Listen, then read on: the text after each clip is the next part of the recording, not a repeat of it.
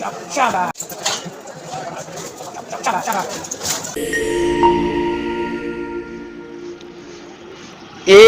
کا منشیات اسمگلنگ کے خلاف کارروائیوں کا سلسلہ جاری۔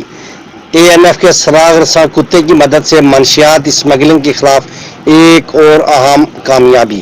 باچا خان انٹرنیشنل ایئرپورٹ پر کوہستان کا رہائشی مسافر گرفتار۔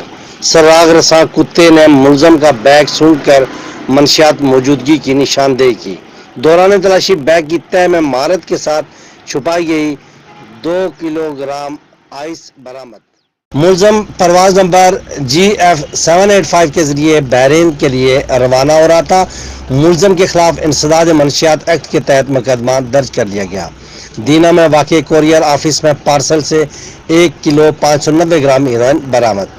ہیروئن ڈنر سیٹ کی کارٹن میں مہارت کے ساتھ چھپا کر برطانیہ اسمگل کی جا رہی تھی۔